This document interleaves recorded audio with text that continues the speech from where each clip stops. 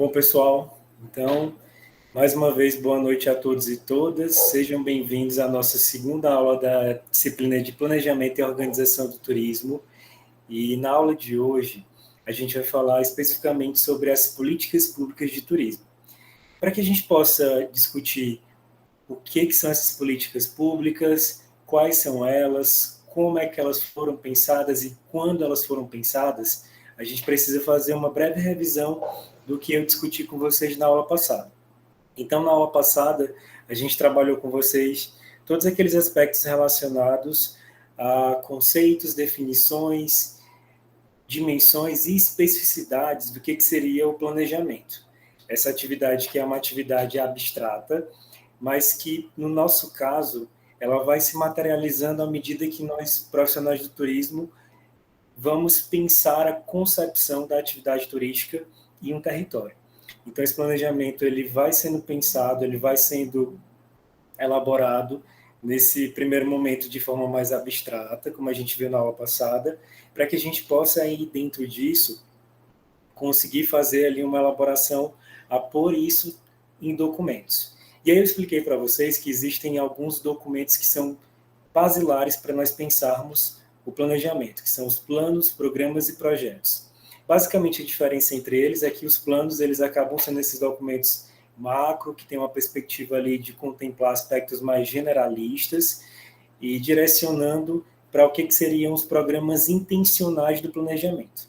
Os programas eles já vão contemplar ações mais específicas, como, por exemplo, o Programa de Regionalização do Turismo, que é um dos que a gente vai estudar aqui na disciplina, mas que nós vimos na aula passada, que é uma política, se não, eu diria, uma das principais políticas que nós temos consolidadas no Brasil hoje, né? Ainda hoje, porque é uma política que ela acaba sendo criada em 2003 e ela se institui até hoje.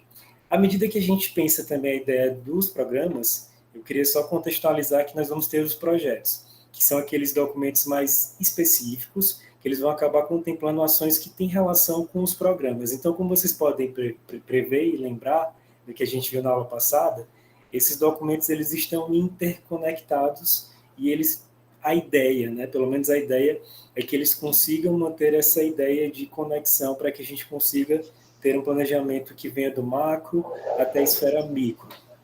A gente também falou para vocês que o planejamento no Brasil ele seguiu algumas abordagens teóricas e dentre elas eu apontei algumas como o próprio ufanismo, que era aquela ideia que se tinha de que o turismo era uma atividade que ia salvar o nosso país numa perspectiva ali econômica e principalmente econômica.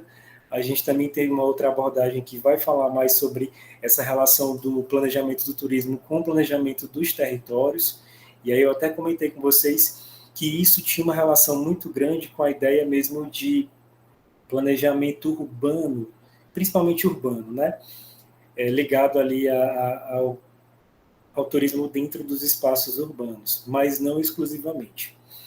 E a gente também falou daqueles ideários que tinham como principal enfoque abordar o turismo numa visão comunitária e turismo sustentável, que são as abordagens que a gente chama de mais contemporâneas, e geralmente a recomendação é que os planejamentos eles possam seguir essa ideia, né, de trabalhar conceitos de sustentabilidade, conceitos relacionados ao turismo comunitário, quando esse planejamento é pensado para uma comunidade ou para grupos comunitários que ficam localizados nos espaços urbanos, nos territórios urbanos, por exemplo.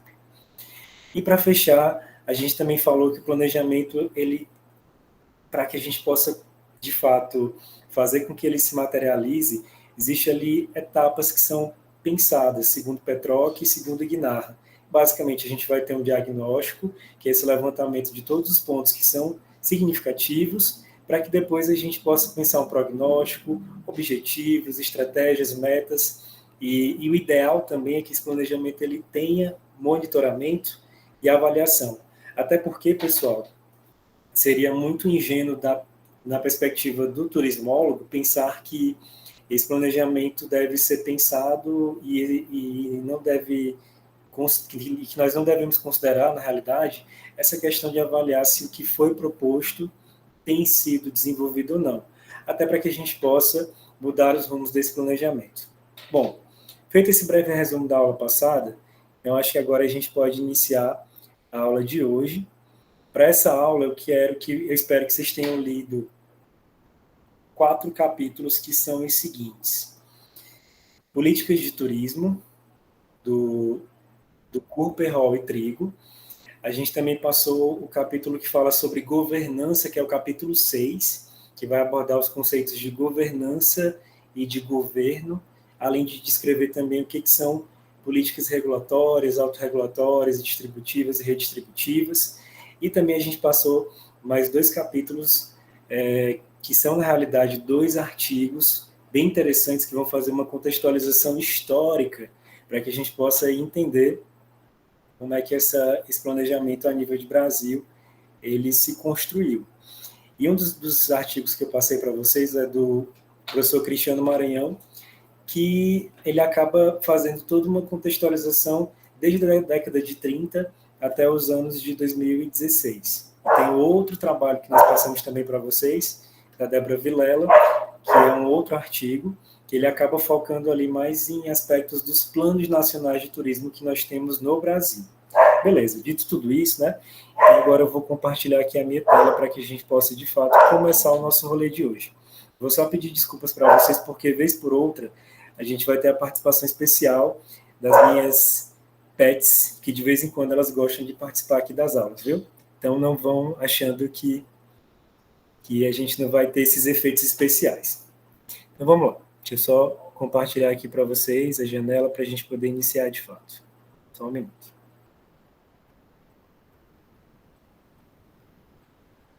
Eu vi que o pessoal está até fazendo festa aí, né? Não sei se é em tom de me zoar ou em tom de me dar uma força, um estímulo. Então, vamos lá.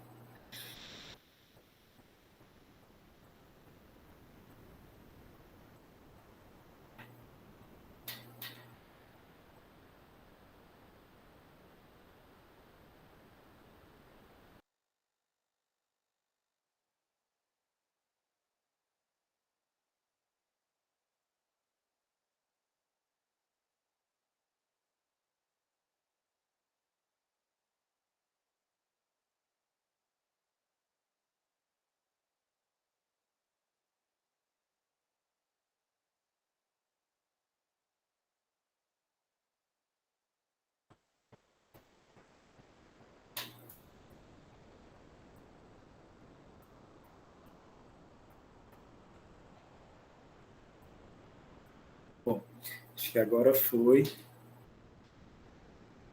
Então, vamos lá.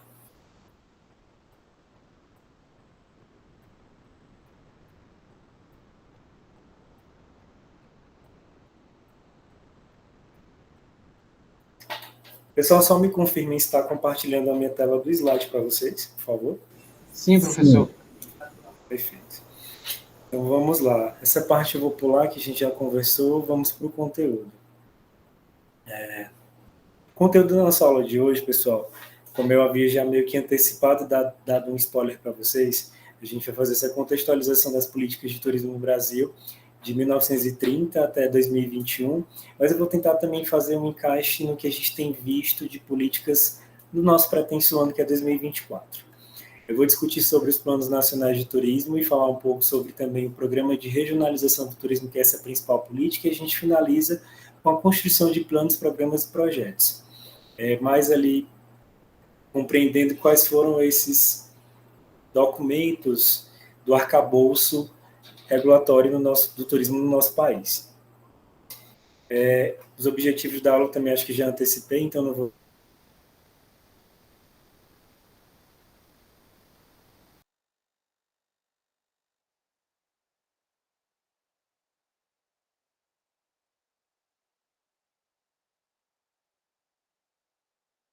um aparato inicial do que seria esse planejamento do turismo no Brasil.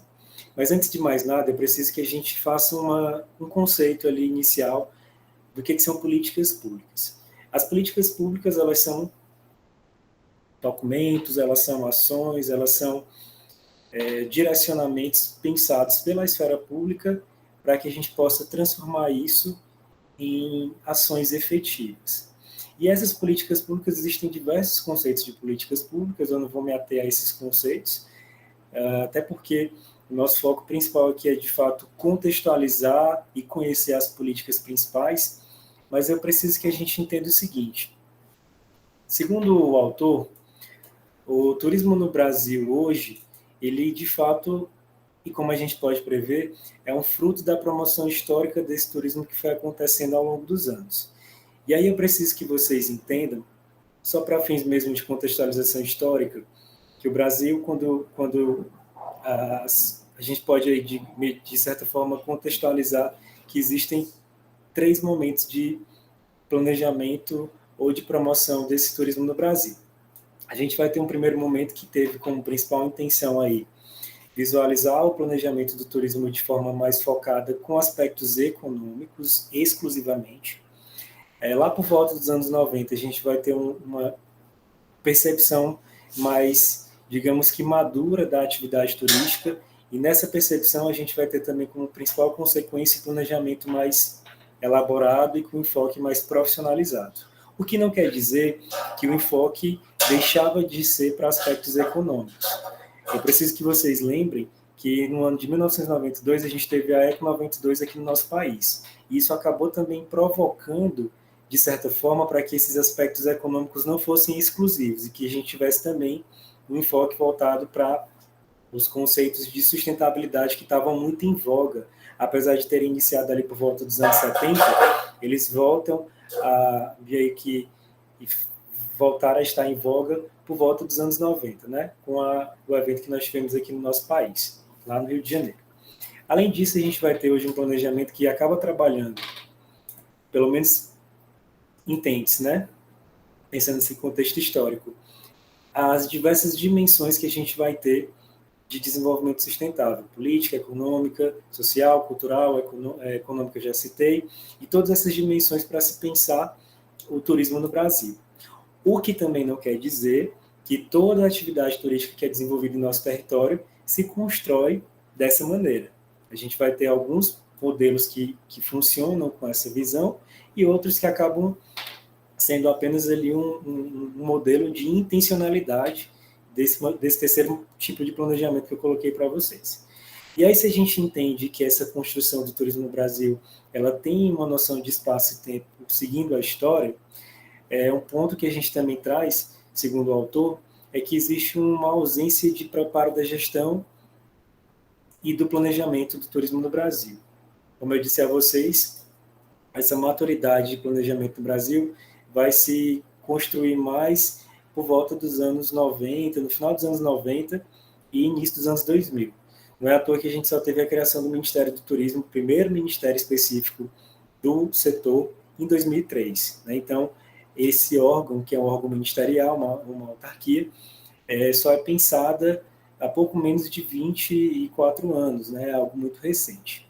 E aí o fato de nós termos também a consolidação de um ministério, isso diz muito sobre, naquele momento, a maneira como se via o turismo e a importância que se dava para o turismo, pensando ele como uma atividade para o desenvolvimento do nosso país.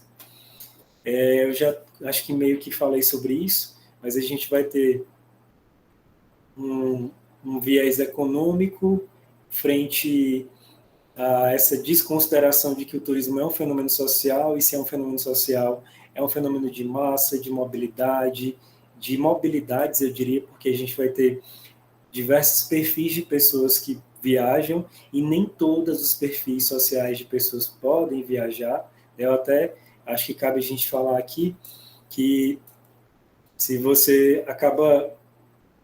quer possibilitar isso numa visão de gestor, que a atividade turística ela seja mais acessível, inclusiva economicamente, você precisa pensar em políticas de acesso a transportes, de acesso a equipamentos turísticos, a espaços de lazer para populações vulnerabilizadas. E, de certa forma, esse ponto é um ponto que nós acabamos digamos que amadurecendo ao longo dos anos. É um ponto que precisa, de fato, ser revisto.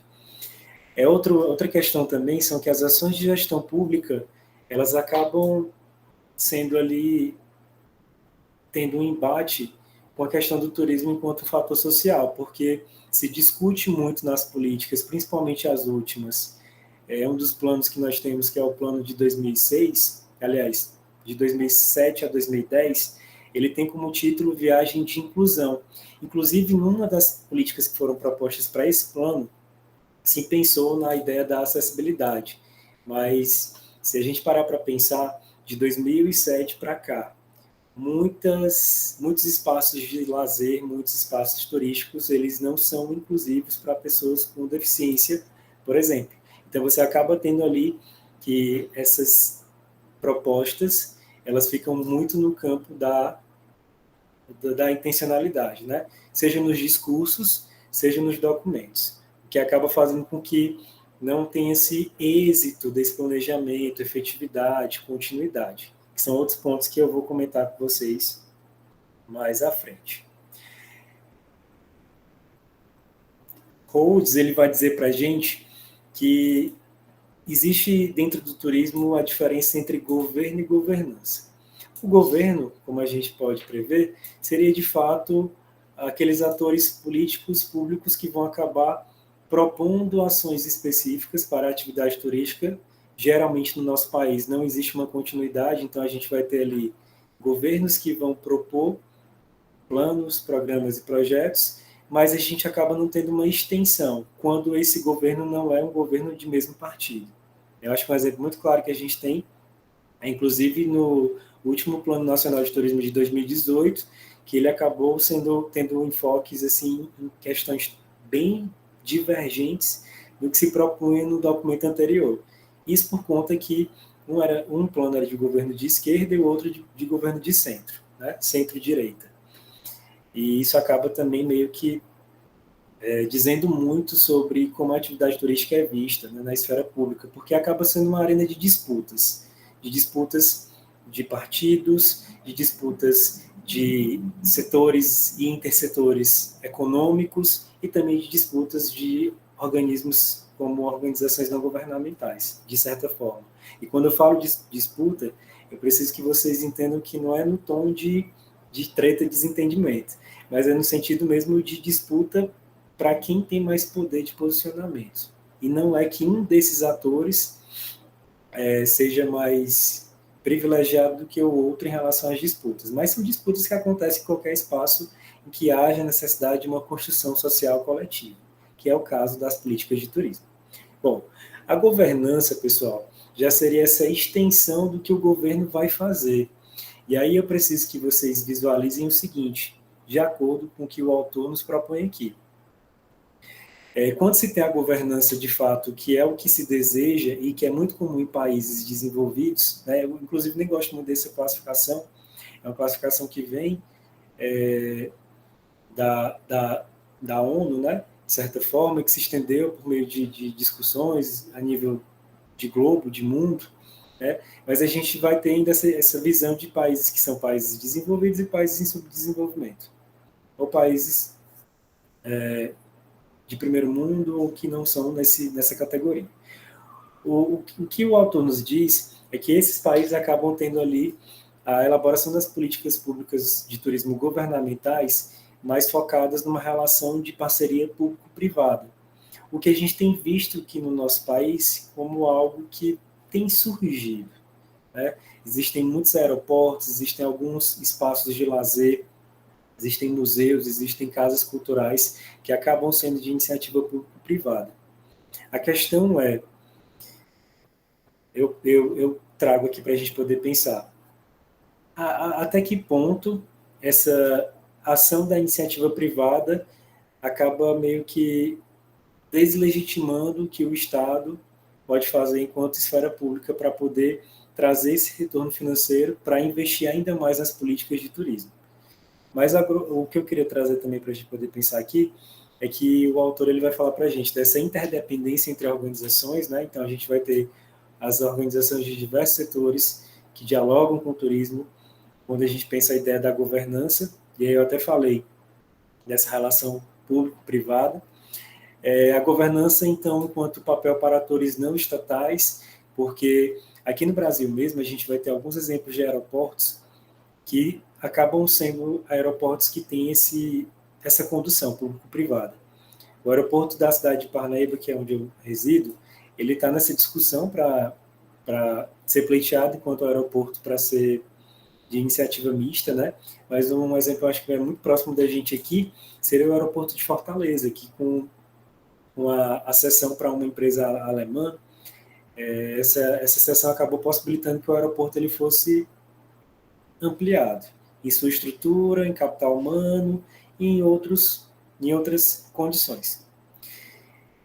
Eu confesso que para ter um posicionamento, e aqui também não é a intenção, porque a gente está aqui para poder pensar coletivamente, né, vocês criarem as percepções de vocês, mas recentemente eu levei uma turma minha para conhecer o aeroporto de Fortaleza, mas a gente não conseguiu ter contato com a gestão para saber como é que essa gestão mista, lá da Alemanha, junto com a brasileira, conduzem todo esse processo, porque é uma empresa alemã que ganhou a cessão de 10 anos, salvo engano, foi de 16 anos.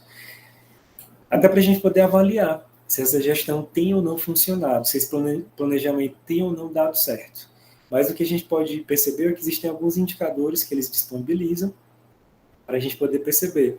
Por exemplo, o aumento de voos, de estruturas, e até mesmo de condições de trabalho para as pessoas que trabalham naquele espaço. Outro ponto também que o autor nos aponta são as fronteiras que são indefinidas entre o setor público e os demais, porque você acaba tendo também ali, como eu falei, uma relação de disputa de quem vai fazer o quê. Geralmente o setor público ele acaba atuando muito na esfera da regulação, né, e no caso do nosso país é muito comum do incentivo à promoção de estruturação mesmo de aparelhamento turístico, né? É uma prática que tem sido questionada, inclusive, por alguns gestores e por alguns pesquisadores da área. A gente também vai ter aí interação constante entre os que participam dos processos de rede. Quando a gente fala em governança, é importante que a gente entenda que essa governança ela tem que ser pensada, ela deve ser idealizada por meio de redes, né, de grupos que têm ali um objetivo em comum, e que essas redes tenham um grau de autonomia, porque não adianta só existir uma parceria privada, por exemplo, e a esfera pública acabar sempre impondo ou uma parceria pública com organizações não governamentais de um determinado equipamento turístico, por exemplo, e a gente não tem uma autonomia para poder conduzir a gestão desse equipamento. Então, também é significativo que haja essa relação dialogada entre esses atores que eu apontei aqui para vocês.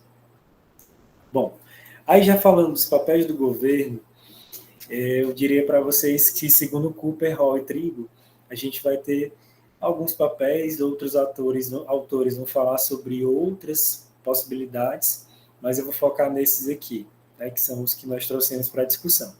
O papel de coordenação do desenvolvimento da atividade turística, o de planejamento, que seria mais voltado mesmo para a elaboração dos planos, programas e projetos, e principalmente, né, no sentido de fazer com que esse planejamento ele possa ser monitorado, seguindo aquela sequência que eu expliquei para vocês na aula passada.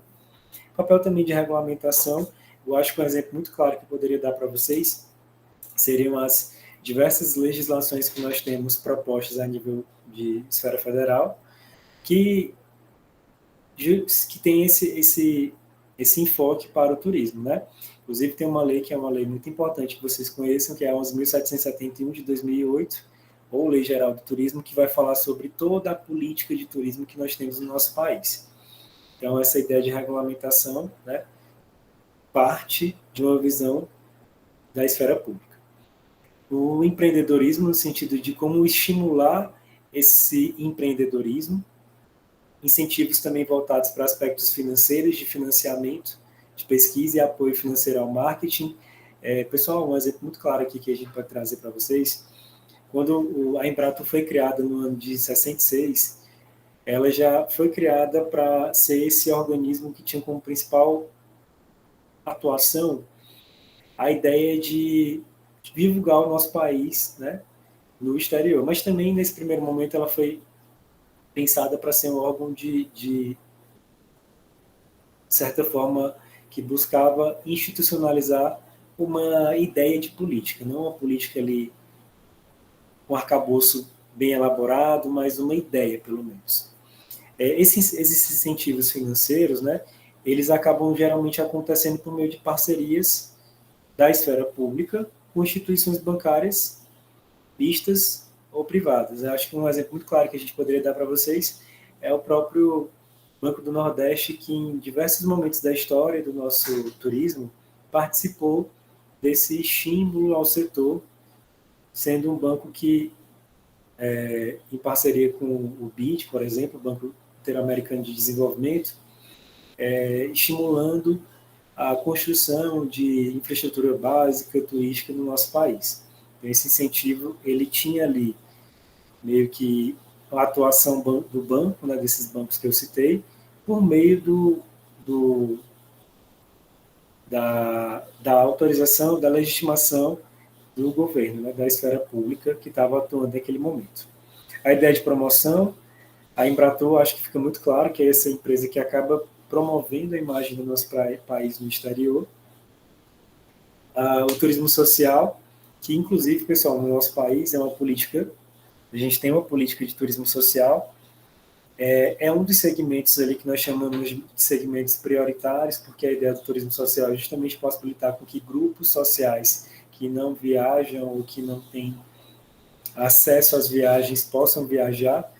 Não sei se alguém trabalha no sistema S aí, no SESC, mas o SESC trabalha muito com o turismo social, inclusive no Brasil começa com essa ideia do SESC, realizando algumas viagens e excursões com um caráter mais acessível, e nós temos nessa atuação do Sistema S, especificamente desse organismo que eu falei para vocês, em parceria com a esfera pública, ou com os governos, como queiram, atuando na regulamentação desse turismo social.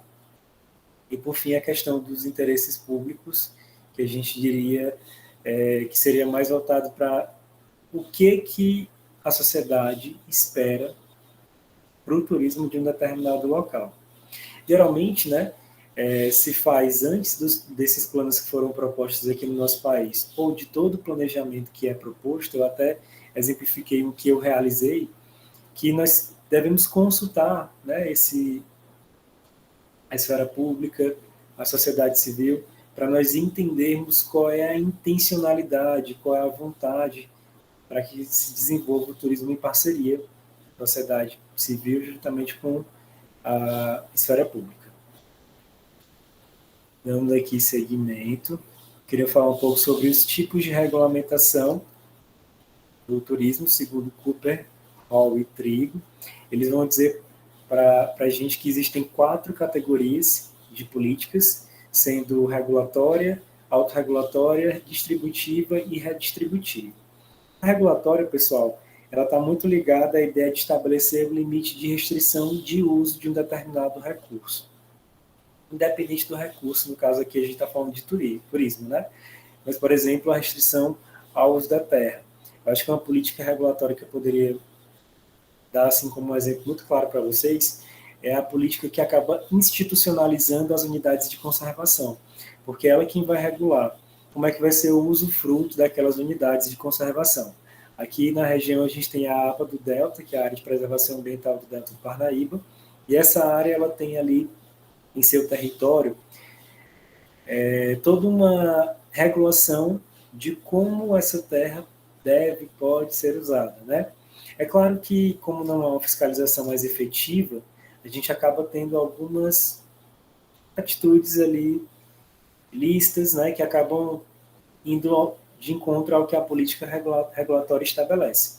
Mas a questão do uso da terra, de como essa terra pode ser usada, deve ser usada, acaba sendo um exemplo de política regulatória que a gente pode apontar. As autorregulatórias, elas têm muito a ver com a ideia de como, por exemplo, elas são parecidas com as primeiras, no sentido de serem políticas que vão restringir e limitar, mas também elas acabam sendo políticas que vão atender a um grupo de interesse em específico.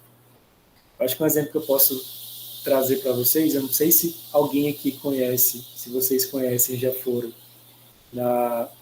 no Parque Nacional de Ubajara. Lá no Parque Nacional de Ubajara, a gente tem uma cooperativa de guias de turismo, e esses guias eles acabam em parceria com a unidade de conservação, que é gerida pelo ICMBio, fazendo um trabalho ali em que eles participam, né, da regulação do uso do parque. Ambas as instituições, os guias, juntamente com o ICMBio. O que a gente percebe é que, à medida que eles desenvolvem as atividades de visitação na unidade de conservação, eles acabam sendo beneficiados, né, remunerados, a partir de uma ideia regulatória própria desse grupo de interesse que são os guias. Então, é por isso que eu coloco aqui para vocês esse exemplo da visitação a um determinado atrativo.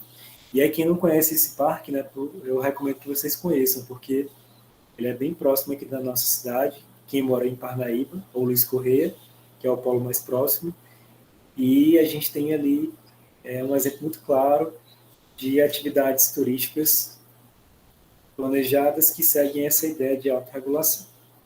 Aqui no Delta também, na APA do Delta, a gente tem alguns exemplos de grupos que trabalham com essa autorregulação.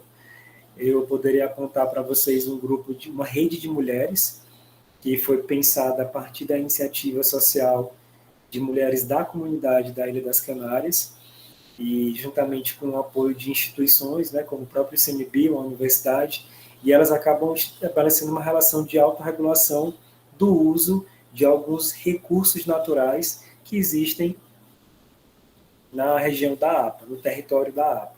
E aí a gente vai ter uma relação da política regulatória que vem do ICMBio, dialogando com essa política que vem da intencionalidade desse grupo de mulheres, essa rede de mulheres que promove atividades de desenvolvimento do turismo aqui na região da Ilha das Canárias.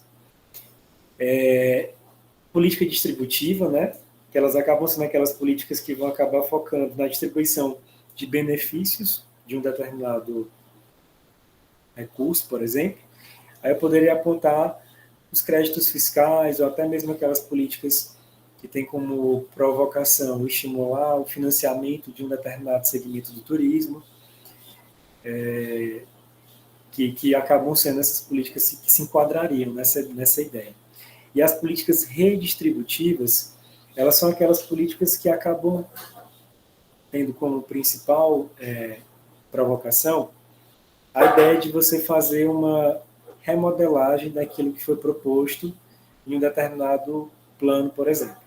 Por isso que eu aponto para vocês aqui como exemplo a discussão sobre inclusão nos planos nacionais de turismo, porque isso vai acabar acontecendo. Foi proposto em um dos planos, acho que foi no de 2006, salvo em 2007, 2010, e isso acabou se estendendo para os outros planos, né? A ideia de fortalecer, de redistribuir esse conceito da inclusão nos planos nacionais de turismo, até porque eu falei anteriormente que para pensar o turismo, a gente tem ali como uma das principais ideias da relação com a governança, o turismo social. E se a gente pensa em inclusão, a gente está falando de aspecto social que deve ser considerado no planejamento da atividade e do setor. Tranquilo, gente, até aqui? Se vocês tiverem alguma dúvida, alguma pergunta, como a gente sempre combina, né? Eu acabei não falando isso no início da aula, vocês podem colocar aí no chat para que eu possa, no final da aula, sondar as dúvidas de vocês, as questões, e aí, em cima disso, a gente tenta conduzir da melhor forma possível. Bom, fizemos essa introdução inicial ali para poder dizer um pouco sobre o que seria essa atuação na esfera pública do turismo, pensando a lógica do planejamento. Agora eu queria falar um pouco sobre esse contexto histórico dessas políticas, tá, gente? Para vocês poderem compreender por que o nosso turismo, o nosso país, ele caminhou para o rumo que ele caminhou atualmente, né? E como eu falei, é importante que a gente sempre se questione, né? O porquê que os rumos históricos, e como, aliás, os rumos dos fatos históricos que aconteceram, das proposições, elas acabaram influenciando para que a gente tivesse a dinâmica que nós temos hoje em dia, independente do setor, né? Mas no turismo não seria diferente. Então, o primeiro fato histórico que eu aponto para vocês é a década de 1930, em que foi criada a divisão do turismo. Essa divisão do turismo, ela tinha como principal ação a fiscalização dos agentes de turismo, das empresas de turismo em suas atividades. Então vejam que aqui esse organismo ele tinha uma ação regulatória e fiscalizatória, muito focada em compreender e estabelecer, aliás, quais seriam as atividades desenvolvidas por cada uma das empresas dos diversos setores do turismo. Para vocês terem uma ideia, no nosso país, a primeira agência de turismo brasileira ela foi criada nos anos 40. Então, de certa forma, essa política ela acabou se estendendo até os anos 60, né? E a gente vai ter ela como quem dizia o que uma empresa precisaria ter para poder se denominar agência de turismo, por exemplo. Então, a gente vai ter aí essa regulação a partir da criação dessa divisão do turismo. Em 1966, pessoal, foi criado o Decreto-Lei número 55, que ele acaba sendo um decreto que Rita de Cássia Cruz vai dizer para a gente como um decreto ali basilar, né, super importante para a gente poder compreender. Pois foi a partir desse decreto que nós tivemos a consolidação de uma organização federal de turismo no nosso país. Então vejam que depois de quase 36 anos depois, se antes nós tínhamos uma iniciativa individualizada, nós tivemos aí a criação desse decreto que acaba estabelecendo, né, essa institucionalização do turismo no nosso país. E aí, basicamente, ele recomendava a criação do Conselho Nacional de Turismo, que existe hoje em dia, inclusive o Conselho Nacional de Turismo como um órgão consultivo, aliás, como um conselho, ele é um órgão que atuava enquanto órgão normativo. A gente também tem como criação, que eu acho que é um dos pontos bem importantes aqui para a gente lembrar, que foi a criação da Embratur. A Embratur seria um órgão executor da política de turismo no nosso país. E também foi proposto, aqui nesse período, o Plantur, que é considerado, segundo Cristiano Maranhão, o primeiro plano com foco em atribuições dos operadores de turismo. Ou seja, a ideia aqui, nesse plano, era a gente era se recomendar o que esses agentes, empresas do setor de turismo, também tinham como atribuições, responsabilidades, direitos e deveres, certo? Então a gente vai ter aí a criação desses 3 organismos para validar esse decreto-lei de 1966. Em 1971, nós vamos ter a criação do decreto de lei número 1191, que vai criar o Fundo Geral de Turismo. Esse Fundo Geral de Turismo seria uma espécie de espaço em que iria se propor o financiamento da atividade turística em nosso país. Eu preciso que vocês entendam, por exemplo, nesse momento, era muito urgente o incentivo ao fomento da atividade turística, porque a gente estava vivendo uma antecipação a uma crise econômica mundial que aconteceu nos anos 80, e por conta disso o país ele se até por conta da ótica de governo, né, o governo militar, o governo de direita, que acabava estimulando essa ideia do estímulo ao setor de turismo, porque a atividade, o setor, ele era visto como um importante elemento para a economia do nosso país, nesse momento, né? No sentido de ser um setor que poderia contribuir para aumentar emprego, renda, divisas e, enfim, tudo que tinha relação com aspectos econômicos. Em 1974, a gente vai ter a criação de um decreto, que é o Decreto-Lei número 1376, que vai ter ali como principal provocação a criação de 3 fundos, né? De fundos também de financiamento do turismo no nosso país. O FICET, que é o Fundo de Investimentos Intersetoriais, que tinha como provocação investir em setores como o comércio, a indústria e o turismo. Então, esse fundo, esse financiamento, ele tinha os recursos que foram levantados, que eram levantados, eram destinados para diversos setores. Nós vamos ter também o FINOR, que era o Fundo de Investimento do Nordeste. Nesse momento também aqui, eu preciso que vocês tentem se contextualizar e voltar lá no tempo. A ideia era estimular o turismo de sol e praia. Essa relação do turismo de sol e praia era muito evidente. E qual das regiões do nosso país tinha mais potencial para isso? O Nordeste. Então, a gente vai ter um fundo específico para poder se pensar esse investimento do turismo no Nordeste. Nesse momento vão surgir alguns equipamentos turísticos nas principais capitais do Nordeste para poder justamente atender a essa perspectiva desse financiamento. E nós vamos ter também o FINAM, que é esse último fundo aqui, um fundo destinado para recursos para a região da Amazônia, e a ideia também era promover esse investimento na região norte do país. Um ponto também que eu acho que cabe nós falarmos aqui é que, segundo o Maranhão, Silva Maranhão, havia a intenção de fazer uma relação de integração regional, né, destinar recursos para as regiões que eu citei, para poder se promover uma relação de integração dentro das regiões e entre as regiões, né, para, de fato, criar essa ideia de que o turismo no Brasil ele ia ter como mola propulsora esses territórios que eu citei para vocês. Só um minuto, gente. Bom, falando um pouco já sobre a década... Antes de falar sobre a década de 80, eu queria só trazer para vocês alguns pontos que eu acabei não comentando.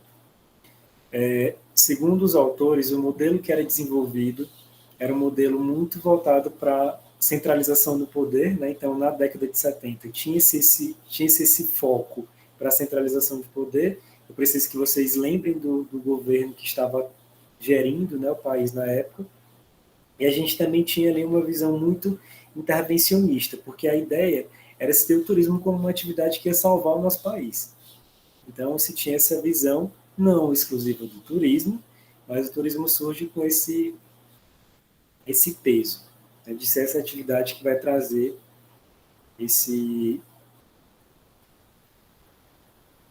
desenvolvimento para o nosso país. Já falando sobre os anos 80, o que eu queria trazer para vocês aqui, que eu penso que é importante. A gente tem que entender que, eu falei já um pouco sobre isso, mas nós tivemos uma crise que acontece nos anos 80. Essa crise acabou gerando ali estabilidade política, nós tivemos crise também em relação à questão do petróleo, o aumento da dívida externa do nosso país e, além disso, também alguns cortes econômicos, né, que acabavam ali fazendo com que o turismo fosse ainda mais visto como essa atividade salvadora. Então, nessa década de 80, a gente vai ter o Estado atuando novamente com essa ideia mais de foco no curto prazo. Até porque a gente tem uma continuidade de governo militar, né? O que acaba também ali por volta já próximo à redemocratização do nosso país nos anos 80, finalizando essa celeridade na resolução no investimento em turismo, eu diria. E aí esse investimento ele também era muito direcionado para aspectos de hotelaria. O setor de agenciamento no país ele já tinha ali cerca de agências nas diversas regiões, né, nas 5 regiões que nós temos no nosso país, mas essas agências de turismo, que eram as empresas que levavam os turistas para conhecer as outras regiões, elas ficavam mais centralizadas no sudeste do nosso país, né? Então a gente vai ter aí essa configuração. E um ponto também que eu penso que cabe nós falarmos aqui para vocês é que o Estado acabava atuando como controlador e com uma visão também muito intervencionista. Lá por volta dos anos 1900, a gente vai ter aí como principal palavra de ordem a ideia de competitividade. Eu preciso que vocês também saibam, né, que vocês entendam, que até então o investimento do turismo do nosso país era um investimento para o turismo internacional e não para o turismo doméstico. A ideia era fazer com que pessoas viessem de fora do Brasil para conhecer o Brasil, né? E aí a gente vai ter esse paradigma que vai acabar perdurando até os anos 2000. Nessa de se manter uma lógica de incentivo para o turismo internacional, tem alguns conceitos que eu penso que são importantes vocês entenderem aqui. A promoção turística no país, ela acaba sendo focada em estratégias de mercado que tem relação com informação, de fazer com que se conheça o destino Brasil, inovações, qualidade e também a construção de uma imagem desse destino Brasil. Lembrem que nos anos 70 e nos anos 80, algumas campanhas da Embratur, elas tinham como principal apelo a sexualização dos corpos femininos. Eu acho que eu até mostrei isso para vocês numa disciplina aqui. E aí, à medida que nós precisamos combater essa imagem, essa ideia, enquanto iniciativa pública, na Embratur são pensadas campanhas que acabem evidenciando o patrimônio cultural que nós temos, e material principalmente, e também os recursos naturais que existem no nosso país. Bom, já ainda falando dos anos 90, eu queria só contextualizar para vocês que foi criado o Ministério de Esportes e Turismo e que a Embratur ela passou de empresa pública a instituto, virou um instituto nacional, né? Vinculado a essa esfera do Ministério de Esportes e Turismo, mas vejam que aqui a gente não tem ainda um Ministério consolidado de Turismo. Eu queria só aproveitar para mostrar para vocês, deixa eu ver se dá tempo. Acho que dá. Já eu mostro. Eu queria só mostrar para vocês essa cronologia de configuração de mudança do Ministério do Turismo, porque só em 2003 foi criado, mas desde os anos 40 a gente vai ter aí ministérios que acabam incluindo o turismo como uma pauta importante. Na década de 90, pessoal, o que nós vamos ter aí? Nós vamos ter uma espécie de, segundo Silva Maranhão, né, uma espécie de nova era do turismo. Por que nova era? A gente está tendo aí um governo que tem uma perspectiva mais neoliberal, e a partir dessa ideia desse governo, que tinha como principal intenção no turismo vê-lo como uma atividade econômica, na leitura do autor, a gente vai ter aí a criação de políticas para poder internacionalizar o turismo, mas também de políticas que tenham como intenção desenvolver municípios, e é nesse momento que vai surgir a política nacional de municipalização do turismo, que tinha como intenção criar municípios que iriam ser municípios difusores do setor, para depois, né, quem sabe, outros municípios poderem também entrar como municípios que tivessem potencial para se desenvolver turisticamente falando. A gente vai ter a ideia do Programa Nacional de Municipalização do Turismo. Nesse momento também eu aponto para vocês o Prodetur Nordeste, que é um dos principais programas que nós tivemos de financiamento do turismo na região Nordeste. Ele teve duas fases, uma primeira e uma segunda, e na primeira fase, a principal intenção era fazer com que se desenvolvesse, né, se consolidasse alguns municípios turísticos, para que numa segunda fase, anos depois, fosse feita uma correção, no sentido de perceber se aquele planejamento, aliás, no sentido de pegar o planejamento que foi proposto e tentar adequá-lo ou remodelá-lo, né, que é o que a gente discutiu aqui com vocês também, dessa importância. O que eu posso apontar só para poder finalizar essa década de 90 é que o Estado ele acabava atuando muito com uma visão de propositivo do turismo. As políticas elas começam a se consolidar, é por isso que a gente vai ter essa política que eu citei antes, né, de municipalização, e também a gente vai ter a chegada de redes hoteleiras internacionais no nosso país. Prof, não tinha antes? tinha. Chegaram algumas empresas internacionais, mas até por conta dessa configuração neoliberal, a gente vai ter aí um incentivo muito maior para fazer com que essas empresas venham para o país. Então, redes como Hilton, Sheraton, Carlton, que são redes americanas da hotelaria, elas chegam no país para poder também acabar estimulando e atendendo a esse turismo nos moldes internacionais. Vejam que eu repito de novo e reforço isso, né? Essa ideia de tentar trazer, de focar na realidade, no modelo de turismo que trouxesse turistas estrangeiros para o nosso país, né? O foco ainda não era pensar o turismo doméstico, o turismo que acontece entre os estados ou entre os municípios do Brasil. Nos anos 2000, eu queria apontar aqui para vocês que é um marco super importante, né? A criação do Ministério do Turismo no ano de 2003.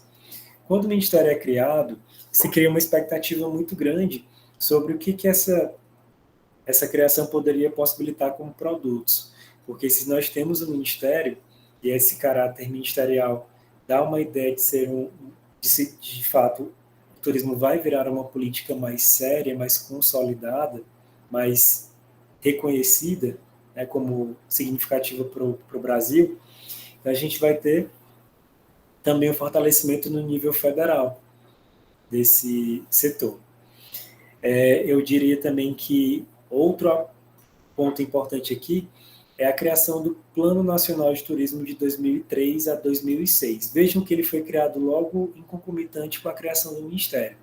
E a ideia desse plano era regular e institucionalizar a política de turismo, até porque era o primeiro plano dessa nova configuração de governo no país. Então a gente vai ter aí um plano que ele tinha como intenção criar metas, diretrizes e programas. Também foi criada a Câmara Temática de Regionalização pelo Conselho Nacional de Turismo. Lembrem que eu expliquei para vocês que esse conselho ele foi criado no ano de 66, certo? E aqui em 2000 apenas, a gente vai ter a criação de uma Câmara Temática que vai discutir o aspecto da regionalização do turismo. Professor, o que é isso?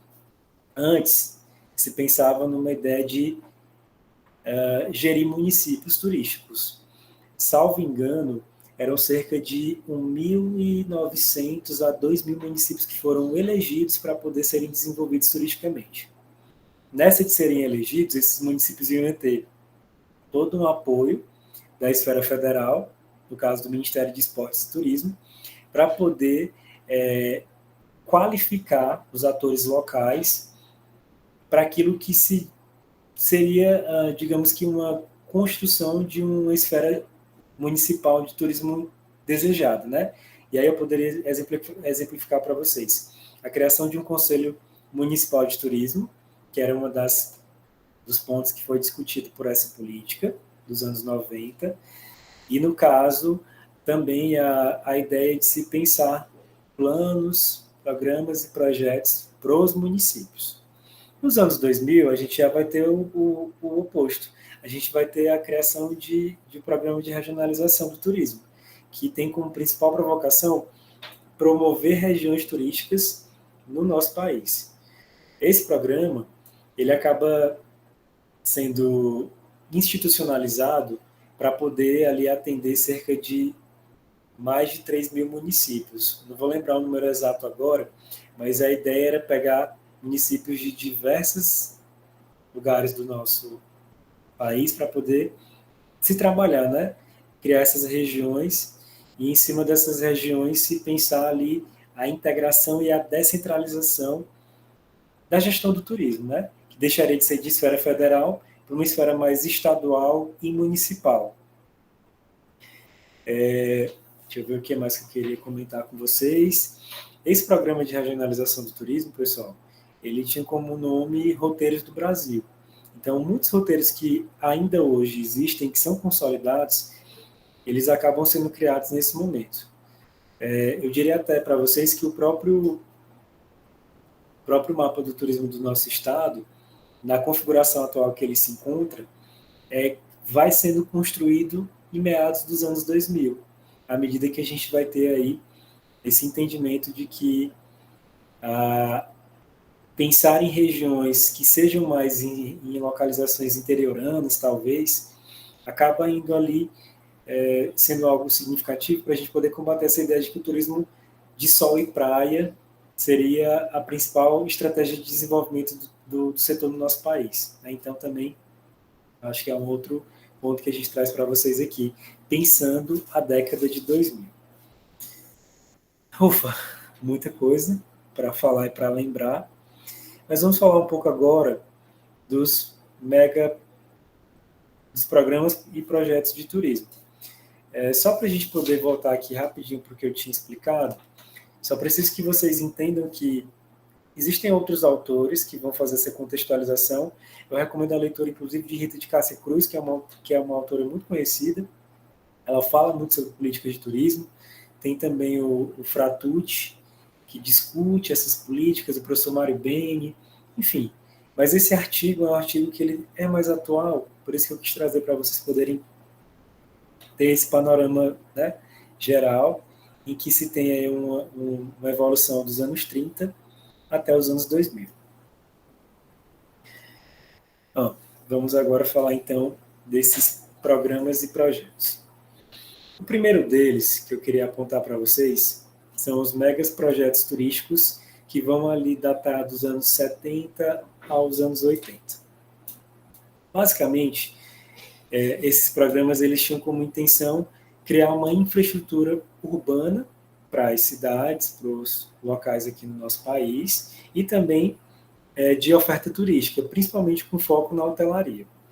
E aí o que nós vamos ter aqui, como principal provocação desses megaprojetos, era tentar captar também o turista internacional, de modo que os destinos que eram mais enfocados eram os destinos que ficavam localizados no Nordeste, nas capitais nordestinas. Alguns polos de turismo que são criados nos anos 70 e 80, eles acabam sendo criados por conta desse programa aqui que vocês estão vendo, né?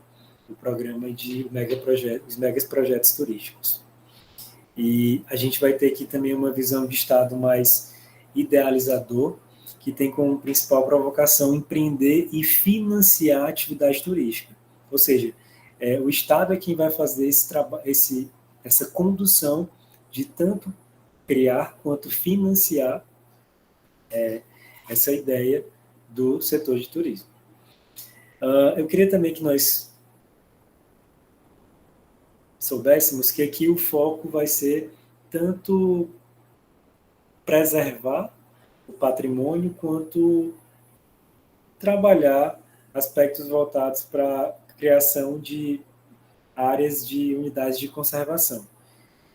Inclusive o Parque Nacional de Sete Cidades, eu não lembro exatamente quando ele foi criado, mas foi por conta da provocação desses megaprojetos, né? Que é o parque aqui que nós temos no estado do Piauí, para quem não é do nosso estado. Em 1991, a gente tem a criação do Produto Nordeste, que é o Programa de Desenvolvimento do Turismo no Nordeste. Ele também tinha como intenção criar infraestrutura, assim como o anterior, e esse programa ele foi criado por meio de uma parceria entre a SUDENE, Superintendência de Desenvolvimento do Nordeste, em parceria com a Embratur. Lembram da Embratur? Que era uma empresa e virou um instituto. Então, a ideia aqui era fazer com que nós tivéssemos também esse foco no Nordeste para poder estimular o turismo de sol e praia. Inclusive, ainda é hoje, né? Se mudou muito, se desconstruiu muito isso, mas o turismo de sol e praia ainda é muito forte no nosso Brasil. Só para contextualizar para vocês, nós tivemos ali em primeiro momento, em uma primeira fase, o Estado, em parceria com as unidades federativas e também parceria com os bancos do Nordeste e o Banco Internacional de Desenvolvimento, promovendo esse financiamento do setor. E nós vamos ter ali, lá por volta dos anos 1999, que seria a segunda fase desse programa, né? Porque esse programa é um programa que ele ainda, de certa forma, a gente pode dizer que ele é uma extensão e de outros, né, que existe, né, inclusive, o programa o Prodetur, com uma outra configuração, mas ele existe. Vocês podem até acessar a página do Ministério do Turismo para poder ver mais sobre o Prodetur. Mas nessa segunda fase, a ideia era corrigir os erros que foram consequentes da primeira fase. Né? Então, nessa fase de correção de erros, a gente vai ter ali também uma intenção de se discutir o desenvolvimento sustentável. Tanto é que hoje, pessoal, dos planos, né, de modo geral, se aponta muito esse conceito de desenvolvimento sustentável. Em 1994, eu já falei um pouco sobre o Programa Nacional de Municipalização do Turismo, mas eu queria só lembrá-los que esse programa ele tinha como principal provocação, né, a ideia de fazer com que os municípios se desenvolvessem turisticamente. Só que um dos principais entraves que nós tivemos, que cabe eu falar aqui para vocês, é que muitos municípios, imaginem vocês, nós somos gestores de turismo a nível federal, e são destinados orientações e recursos financeiros para poder desenvolver municípios turísticos. Essa distribuição ela era feita de forma igualitária, mas nós temos diversos Brasis, né? Nordestes, Brasis, Piauís, Cearás, Maranhãos, enfim. Assim como acontece em outras regiões. Então, muitos municípios que participavam do programa, eles não conseguiam gerir o recurso porque acabavam, por falta mesmo de gestão profissional competente, eficiente, não tendo esse cuidado, né? Então, esse programa ele acabou sendo muito falho. Ele tem sua importância, mas ele foi muito falho nesse sentido, porque não havia ali um equilíbrio nas prefeituras e nos municípios, né? Porque, de novo, a gente tinha uma configuração muito plural de territórios e de gestões, que acabava fazendo com que houvesse ali, até mesmo dentro de alguns municípios, quando comparados, por exemplo, Piauí com São Paulo, eram municípios do estado de São Paulo que tinham muito mais condições naquele momento de desenvolver o setor de turismo do que os do Piauí. Né? Então a gente tinha esses entraves que eram problemas. Eu vou apontar também para vocês o programa de ecoturismo. Esse programa ele tinha como enfoque a Amazônia Legal e também se apegando muito às discussões sobre meio ambiente e como conservar e manter esse meio ambiente, preservar, a gente vai ter a promoção desse programa, que ele tinha como ali principal intencionalidade criar uma infraestrutura e fornecer também financiamento para a Amazônia legal, de modo que se desenvolvessem equipamentos turísticos e também de infraestrutura urbana. Aqui a gente vai ter uma parceria do Ministério do Meio Ambiente, que também é um ministério, eu não vou lembrar exatamente a data de criação, mas é um ministério mais recente. E a gente vai ter também a atuação da Sudan, que é a superintendência, ou era, né, porque eu de fato não vou lembrar se ela existe, de desenvolvimento na Amazônia Legal. Então, a ideia aqui era promover esse turismo, e quando eu falo turismo, era estrutura, né, capital humano, enfim, na região da Amazônia Legal. Em 2004, a gente vai ter o programa de regionalização do turismo, que eu também já falei sobre ele, né? Só para ficar claro para vocês, esse programa, que é, assim, uma política master do nosso turismo no Brasil, ele tinha como principal provocação, de início, trabalhar aspectos de capacitação profissional, porque nós tínhamos uma mão de obra que, apesar da qualificação em turismo, ela surgia ali nos anos 70, essa qualificação ela acabava sendo muito focada para aspectos que não eram operacionais e técnicos da área, né, por exemplo. Então a gente vai ter aí um enfoque para capacitação de gestores e também para se criar segmentos de turismo que possam ali combater a ideia do turismo de sol e praia, e também para se criar novos roteiros. Né?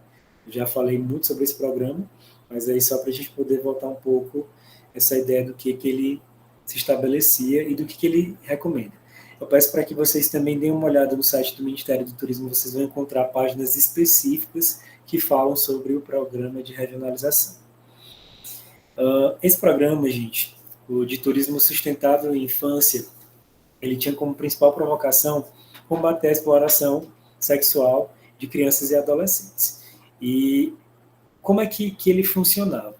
A ideia aqui era qualificar multiplicadores, jovens, adultos, pessoas da sociedade civil que pudessem aí meio que serem fiscalizadores e participantes dessa fiscalização efetiva para combater essa problemática da exploração sexual de crianças e adolescentes. E aí a gente tinha ali como principal provocação também, além dessa questão que eu falei, a ideia de se promover a proteção ambiental. Então, eu preciso que vocês também se atentem que essas políticas ambientais elas ficam muito em evidência daqui em diante, né? Principalmente ali nos anos 90 e nos anos 2000. Esse discurso voltado para o meio ambiente e a importância que o meio ambiente tem para o nosso país. Até porque a gente tem uma riqueza de biodiversidade aí que, enfim, é inesgotável.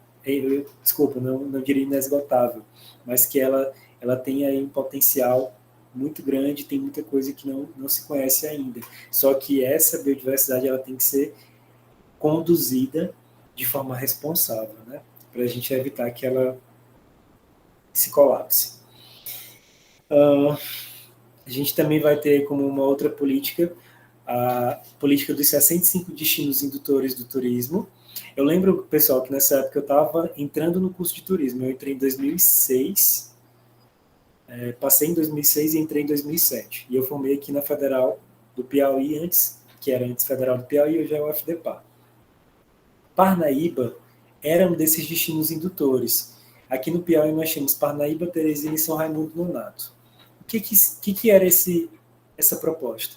Foi um estudo realizado pela Fundação Getúlio Vargas, em parceria com o Instituto Marca Brasil, o Ministério do Turismo, com a Embratur, que tinha como principal intencionalidade identificar quais seriam esses 65 municípios que iriam ser, digamos que, os principais, né, que iam ser os mais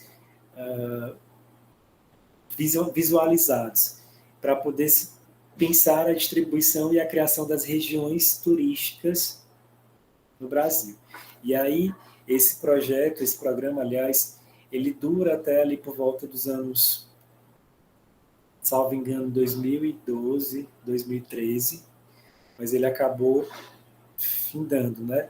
E existiam alguns indicadores, como governança, competitividade, características de atratividade, enfim, existiam alguns indicadores que acabavam fazendo com que esses destinos fossem, digamos que, monitorados, para a gente saber se eles estavam ou não atendendo aquilo que o projeto pedia. Eu queria também só contextualizar que, nesse momento, a gente vai ter aí o Programa de Aceleração do Crescimento proposto para poder também estimular esse desenvolvimento de infraestrutura no nosso país. Em 2014, já pulando para 2014, a gente vai ter o Pronatec. Não sei se alguns de vocês foram alunos ou atuam como professores, porque eu sei também que tem algumas pessoas que trabalham como professores aí na nossa sala, mas o Pronatec foi um programa que foi pensado para justamente poder qualificar mão de obra para o mercado de trabalho em turismo. E essa qualificação ela acontecia por meio de cursos livres e cursos técnicos. Eu pude trabalhar como professor na época do Pronatec. Geralmente os alunos recebiam uma bolsa, né, juntamente com material de apoio para poder desenvolver essa qualificação. E o principal motivo era justamente fazer com que nós tivéssemos profissionais qualificados para atender a demanda internacional que viria para os grandes eventos, Copa do Mundo e as Olimpíadas, né, 2014 e 2016, respectivamente. Então a gente tinha esse programa aí com essa intenção, né? Deixa eu ver o que mais. Vou falar agora um pouco, pessoal, sobre os planos nacionais de turismo. Eu expliquei durante a minha fala aqui que nós tivemos um primeiro Plantur, que foi um primeiro plano, que na realidade ele não teve ali uma relevância muito grande. Foi um documento que foi proposto, mas ele não teve tanta relevância. No texto de Vilela e Costa, elas vão acabar apontando que existem 5 planos nacionais de turismo, certo? Só que um deles, que seria o Plano Nacional de 1996 ao 1999, ele acaba sendo um plano ali que não foi executado. Ele foi proposto, ele vigorou durante 3 anos, mas acabou não sendo executado e acabou se finalizando. Então, sobre esse plano eu não vou falar, porque de fato é um plano que ele não tem o peso que esses outros têm. Mas aí, se vocês quiserem se aprofundar, eu recomendo que vocês leiam também os textos que eu disponibilizei, para que vocês possam entender melhor. Bom, o Plano Nacional de Turismo de 2003-2006, ele foi criado da época da criação do Ministério do Turismo. Se vocês clicarem nesse hiperlink, vocês vão conseguir visualizar esse plano. Eu não vou clicar aqui porque senão vai ficar muito longa a minha aula. Mas basicamente ele tinha como redigido no texto a proposta de 7 macroprogramas estratégicos, e esses macroprogramas eles eram propostas de ação, ou seja, a ideia é que esses macroprogramas fossem executados ao longo desses anos em que o plano vigorou. E também, assim, na extensão de continuidade dos outros governos que viriam. Ele tinha como principais objetivos o desenvolvimento econômico sustentável. De novo, se atentem aqui a esse fato, ó. Relacionar a economia com a sustentabilidade. Inclusão social e a gestão descentralizada. Prof, o que seria essa gestão descentralizada? Fazer com que estados e municípios tivessem mais autonomia para poder conduzir o turismo. O que não quer dizer que eles não iam ter acesso a recursos na esfera federal, obviamente, mas eles teriam mais autonomia para fazer com que essa gestão fosse, de fato, mais eficiente e eficaz. Eu falei também para vocês que esse primeiro plano, como ele foi o primeiro, né, o pioneiro, tinha como intenção ali de criar as primeiras normativas. Então, essas autoras elas vão trazer para a gente que esse plano, ele, apesar de ser inovador, ele teve também suas limitações, né, pelo fato de ter sido o primeiro a ser proposto e de nós não termos tido políticas consolidadas, né, antes desses planos que eu estou apresentando para vocês.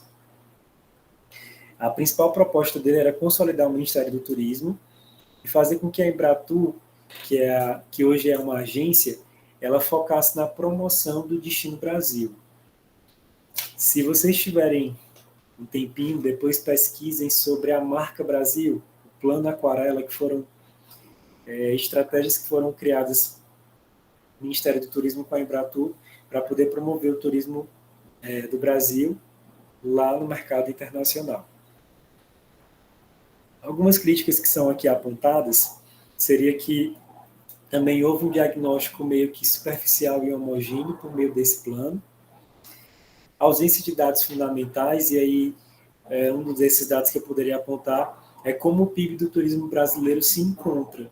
Mas talvez a gente pode até dizer que essa ausência se dava muito pelo fato de nós não termos dados estatísticos que falassem dessa economia do turismo.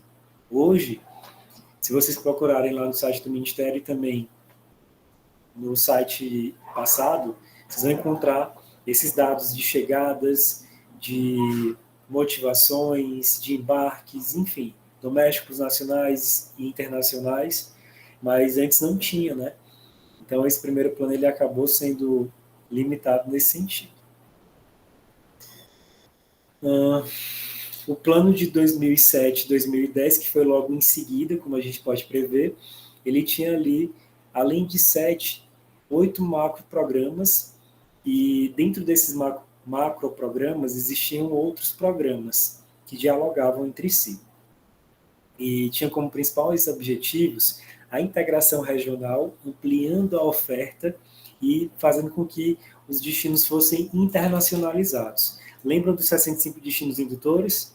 Eles entram bem aqui.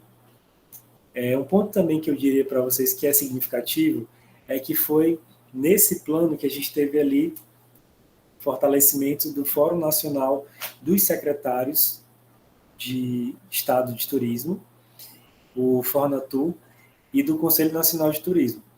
A ideia dessas instâncias de governança era de serem espaços, é de ser, na realidade, espaços para a gente poder debater esses aspectos a nível federal, estadual e fortalecer as regiões, né, dentro das suas particularidades.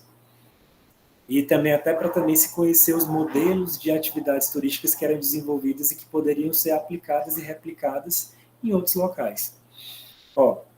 Observe que esse plano ele tinha como principal ali abordagem, né, uma viagem de inclusão. E aí, gente, quando a gente fala em inclusão, essa inclusão ela está muito ligada à ideia de inclusão social, mas também de acessibilidade, né, de fazer com que pessoas com deficiência pudessem ter acesso ao turismo, né, e pessoas também de classes socioeconômicas mais vulnerabilizadas. É claro que esse plano ele não conseguiu fazer isso também, né, até porque isso é uma problemática que no nosso país ainda é recorrente. Por viajar, ao meu ver, ainda é muito caro. Quando a gente pensa que o próprio transporte aéreo do Brasil é um transporte que ele é muito limitado, a gente tem exatamente aí 3 companhias aéreas grandes, né? Gol, Azul e Latam, fora as companhias que são menores, e nós não temos, por exemplo, o acesso a voos chamados de low cost, de baixo custo, que é muito comum na Europa e nos Estados Unidos. E isso acaba também incentivando para que pessoas de diversos grupos sociais possam viajar. O Plano Nacional de 2013 e 2016, também vocês podem acessar o documento aqui, tá? Nesse hiperlink. Basicamente, ele vai ser lançado com uma lacuna de 3 anos.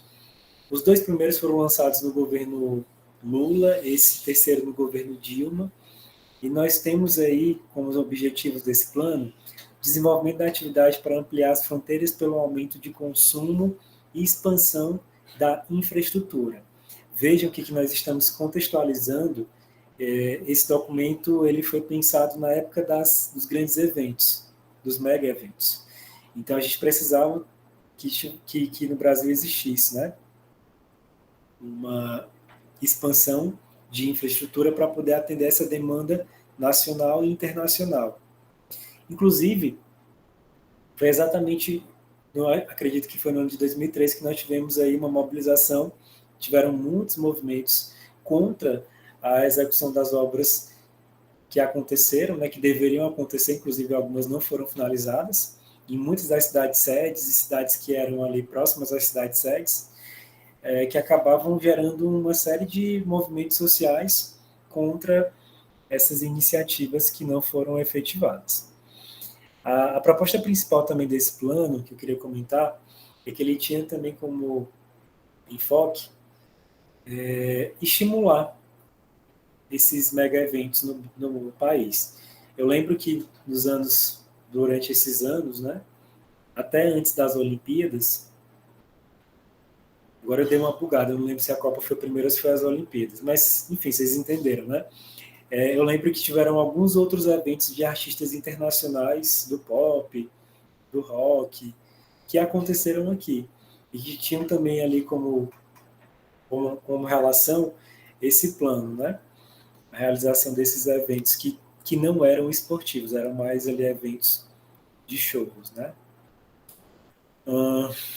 E para fechar, gente, a gente vai ter o programa, aliás, o Plano Nacional de Turismo 2018-2022, que ele foi proposto no governo Temer, mas que só foi ali efetivado no primeiro ano do governo Bolsonaro, no segundo ano, aliás, 2019. Então a gente vai ter esse plano, que vocês também conseguem acessar aqui. Das minhas pesquisas, eu não encontrei um quinto plano, então, e também não vi se tem algum processo de proposição ou se isso só vai acontecer depois, enfim. Mas basicamente esse plano, ele de certa forma, por ser um governo, e aí lembrem do que eu falei lá no início, por ser um governo diferente, a gente teve ali uma descontinuidade de algumas ações, de algumas propostas, com relação aos outros planos. É o que a gente viu que é normal e nós conhecemos também empiricamente que isso acontece muito. Um governo entra, existe uma descontinuidade daquilo que foi proposto para o setor de turismo. A gente vai ter aqui o quê? 4 grandes sessões. Basicamente, vai se ter um diagnóstico do turismo no mundo e no Brasil, metas globais para esse turismo no Brasil, diretrizes e linhas de atuação. Então, vejam que aqui a gente não vai ter, eu não lembro bem, mas me parece que não existem propostas de programas e projetos, mas existem recomendações de diretrizes, né, que seriam ali, que é bem diferente de programas e projetos. Então, daí vocês já percebem essa mudança de planejamento de um governo para o outro. Bom, gente, aqui é a logo do Programa de Regionalização do Turismo que eu comentei antes para vocês, aquele que foi criado em 2003. Vocês podem acessar nesses hiperlinks o programa, os cadernos do programa e os mapas do turismo. Eu acho que esses mapas, inclusive, eles estão desatualizados. Eu recomendo que vocês entrem no mapa do turismo do Ministério para que vocês possam verificar como é que está essa configuração atualmente. A gente também vai ter o programa Investe Turismo, que tem como intenção também promover esse aumento na qualidade e competitividade em 30 rotas turísticas estratégicas do Brasil. Vocês conseguem acessar o programa aqui, e tem ali como principais atores o Ministério do Turismo, o SEBRAE e a Embratur. Esses órgãos que são órgãos que sempre acabam estando à frente da execução do planejamento de turismo no Brasil. Ele tem como linhas de trabalho o fortalecimento da governança, ou seja, aquela ideia de, eu expliquei lá no início, né? A governança é, de fato, essa participação mais coletiva dessa gestão, podendo ser uma relação de parceria público-privada ou somente pública com organizações não governamentais ou, enfim, envolvendo outros atores, mas a ideia é fortalecer essa governança de modo a melhorar os serviços, os atrativos, o marketing do nosso turismo e também apoiar a comercialização de novas atrações e investimentos. De novo, né? A ideia é combater aqueles destinos que já são consolidados. A gente precisa, de fato, promover outras rotas turísticas. E essas rotas, eu confesso que também não acompanhei mais esse programa, mas me parece que algumas delas foram alteradas. Então, vale a gente fazer essa consulta também para verificar essa informação. Aqui, gente, é só um organograma do Ministério para vocês entenderem como é que funciona. O organograma é, de fato, essa estruturação de como o Ministério funciona. E aí a gente vai ter aqui a figura do Ministro do Turismo, né, com os seus respectivos ali subordinados, e outras instâncias, né, como a Secretaria Especial de Cultura. Essa configuração é a configuração que ela é do governo anterior. Então, eu também recomendo que vocês verifiquem a configuração atual para a gente poder até comparar se houve uma alteração entre governos. E só para a gente poder fechar, eu acho que eu fechei no meu horário, são 8h30, né? 8h30. Eu queria só explicar basicamente a diferença entre o Ministério do Turismo e o Embratur. E lembrando que eu tentei dar aqui 4 capítulos em uma aula de 1h30, viu, gente? Se tiver passado algum ponto, vocês podem aí fazer as reflexões para nós podermos tentar direcionar da melhor forma possível. Então, o Ministério do Turismo, qual é digamos que o objetivo do Ministério? Focar na política nacional de turismo, e nisso nós vamos ter aí a promoção e a divulgação institucional do país no exterior, ou seja, a promoção institucional é diferente da promoção e marketing do turismo, né? Do turismo no Brasil. São maneiras de promover diferente. Aqui a gente está falando de uma promoção do organismo Brasil. não da promoção do destino Brasil. Estímulo às iniciativas públicas e privadas do turismo, planejamento, coordenação e monitoramento de planos, programas e projetos, então isso também é responsabilidade do Ministério, né? Toda essa dinâmica de institucionalização política é o Ministério quem faz. Gestão do Fungetur, que eu acho que eu falei para vocês lá quando eu estava explicando os contextos históricos. Fungetur é esse Fundo Geral de Turismo. E estímulo à formalização e classificação de prestadores. Tem outras iniciativas, tem outras atribuições? Sim. Eu coloquei só algumas delas, viu, gente? Mas aqui nesse hiperlink vocês conseguem verificar todas. Já falando da Embratur, que era um instituto, e aí virou uma agência no governo Bolsonaro, aí a gente vai ter o quê? Promoção, marketing e apoio à comercialização de produtos, serviços e destinos brasileiros no exterior. Né? Então, a Embratur, quando ela foi criada em 66, ela meio que tinha uma atuação mais voltada para todos os aspectos de turismo, e aqui não. Atualmente ela já tem já há algum tempo, aliás, ela já tem essa abordagem mais para promover destino Brasil, fora do nosso país. Apoio ao turismo interno e divulgação dos destinos turísticos nacionais para os brasileiros, então ela também está fazendo esse trabalho mais voltado para o turismo doméstico, uma vez que eu falei para vocês, se focou muito no turismo internacional, talvez até para tentar se comparar a países que são ali os primeiros nessa chegada de turistas internacionais, mas se esqueceu de considerar e validar o turismo doméstico. Os brasileiros viajando dentro do Brasil. Quem nunca ouviu isso? Ah, é muito caro viajar no Brasil.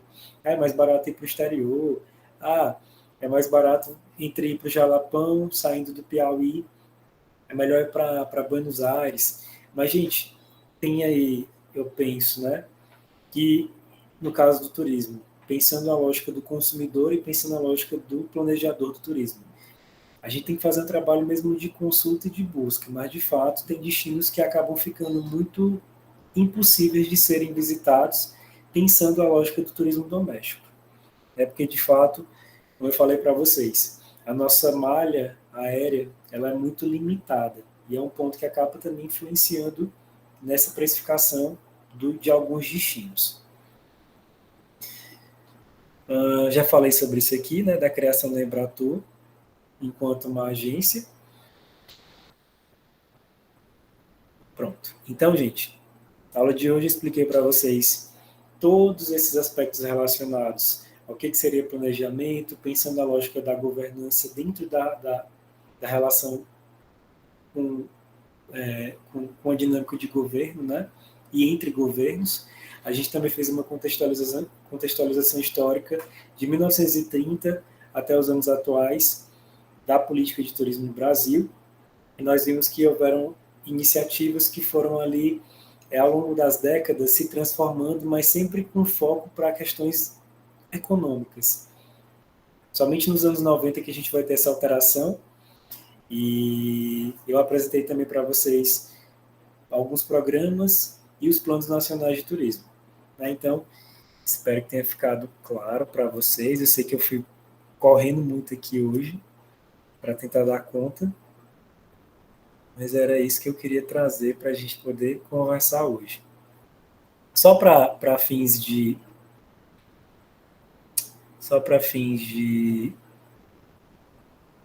entendimento de vocês, vou só compartilhar aqui uma outra informação, tá? Só um minuto.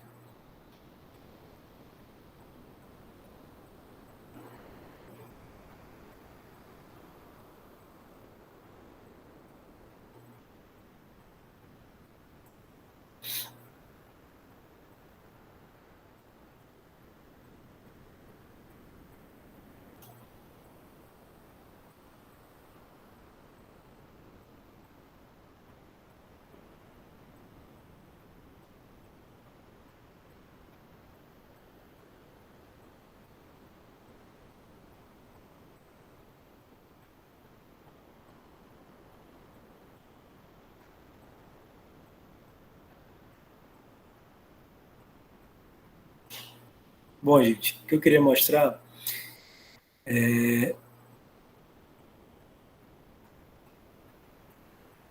sei se está visível para vocês, deixa eu verificar aqui. Tá.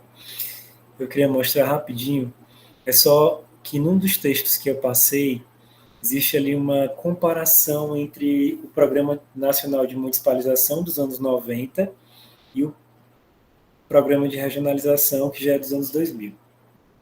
E eu preciso que vocês lembrem que um é a extensão do outro, né?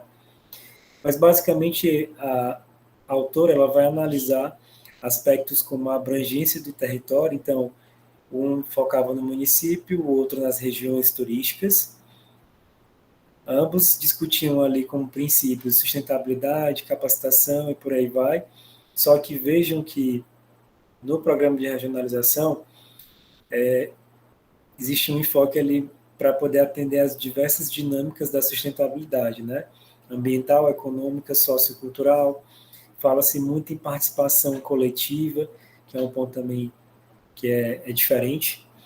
E a gente vai ter a instância de governança a nível municipal e a outra a nível regional e por aí vai. Vocês conseguem ver todas essas diferenças entre um programa e o outro.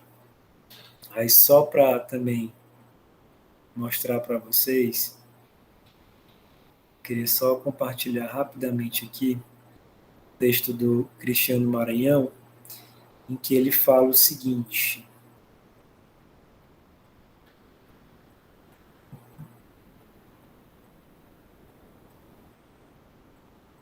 Eu expliquei durante a aula que somente em 2003 foi criado o Ministério do Turismo, né?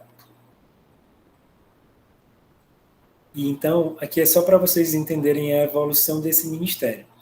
A gente começa nos anos 30, 40, com a criação daquela divisão que eu comentei, divisão de turismo. Depois a gente vai ter um departamento vinculado ao Ministério da Justiça, Departamento Nacional de Imigração, enfim. E vejam que todos eles vão ser pensados considerando o contexto histórico que a gente vivia no Brasil. Nós tivemos aí movimentos migratórios, enfim. Então vocês vão acabar fazendo essa correlação, né, de um fato histórico com a ideia de criação de um determinado ministério. Aqui não fala da Embratur, não, mas vejam que a gente... aqui fala, desculpa. A gente vai ter aqui a Embratur, né, em 66, aí ela vigora de 66 a 90, de 90 a 92 a gente vai ter essa configuração de secretaria e Embratur, e aí a gente chega aí até 2003, que seria o Ministério do Turismo e o Conselho Nacional de Turismo. É só para a gente poder entender essa lógica de ministerização do turismo no Brasil. E aí, o que mais? Rapidinho, só vou mostrar aqui para vocês. Esse outro quadro, ele também é legal para vocês verem datas e o conteúdo das políticas, né? Para vocês terem uma noção. Tem os decretos e o que cada decreto normatizava. Então, depois vocês podem olhar com calma para poderem fixar melhor o conteúdo. Tudo que eu comentei, né, na aula está aqui, de certa forma.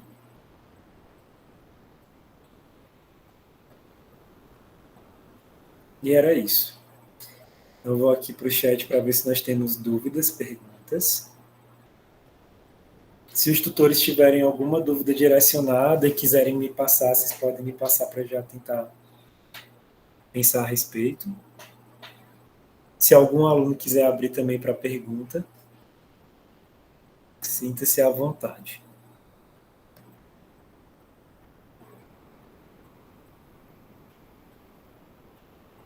Pessoal, assim, alguma dúvida além do que eu comentei ou está tudo tranquilo para vocês?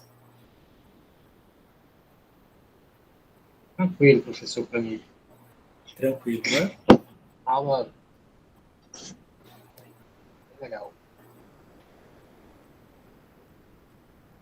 Deixa eu ver aqui. Eu tô só olhando rapidinho o chat, viu? Ver se encontrou alguma coisa. Professor, quando puder parar de gravar, o senhor avisa, tá? Se é agora ou depois, fica a seu critério. Tranquilo. Vamos deixar gravando? Aí Tá. eu vou só verificar aqui.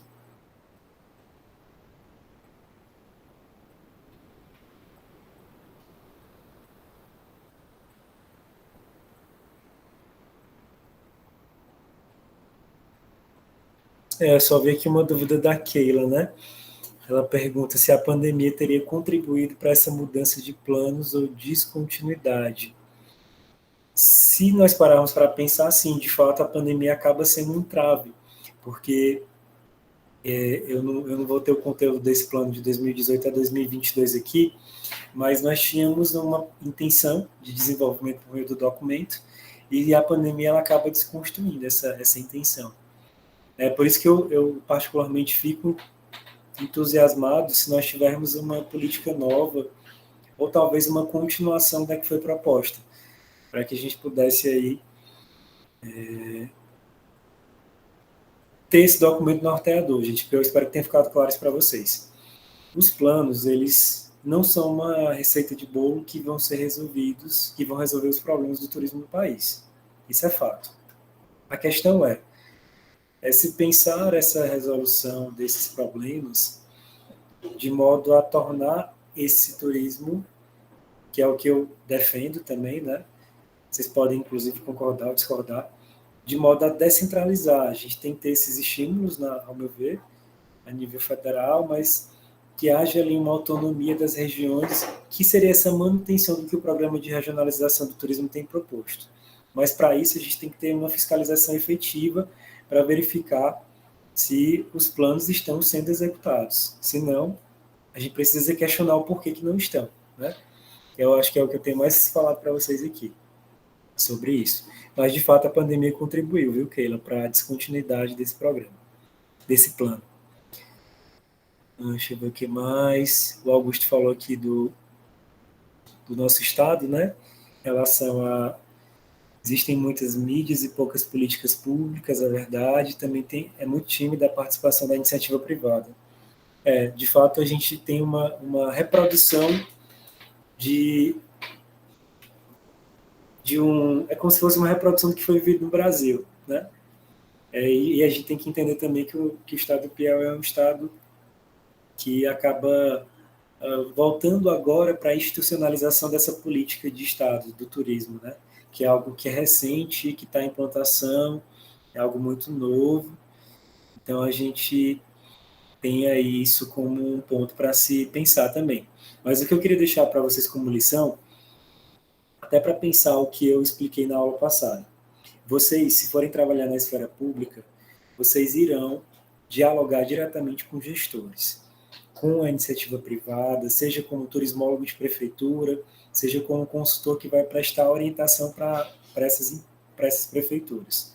Então, sempre fiquem atentos e conheçam essas ações a nível federal para que vocês possam conduzir o trabalho de vocês dessa forma, respeitando as orientações das normativas, das diretrizes que vêm da esfera federal, para que vocês consigam desenvolver um trabalho que possa, de fato, ter bons frutos. Por experiência própria. A gente faz isso e consegue ter bons resultados. Eu posso falar dos trabalhos que eu desenvolvi, é claro que tiveram outros que nem todos foram 100%, alguns deles não tiveram tanto êxito, mas eu sempre tive esse cuidado, né, da gente considerar o que as diretrizes recomendam. Isso é muito importante, gente. Deixa eu ver aqui o que mais. Muito conteúdo para pouco tempo. Obrigado, viu, gente, pelo apoio. Eu tô aqui, eu tentei correr, viu, porque é muita coisa e é muito fato histórico para lembrar. O Carlos também falou aqui da explicação, obrigado. O PPP da cidade de Esperantina contempla investimentos na área de turismo. O Ismael mandou, né? Vou dar uma olhada nesse PPP depois, viu? E acho que é isso, gente. Alguém quer abrir alguma questão ou a gente pode ficar por aqui? Falem agora ou... eu lembrei de explicar as atividades, né? Os fóruns que vocês pediram. Mas sobre o conteúdo tranquilo, né? Posso... É boa a explicação aí sobre as atividades, porque eu já peguei a aula já depois das quase 20 horas, e aí eu não peguei o início. Eu não sei se foi explicado algo com base às atividades e os fóruns. Eu vou fazer isso agora, viu? Eu vou só tentar aqui ver se eu consigo acessar auxiliar. está ainda ausente.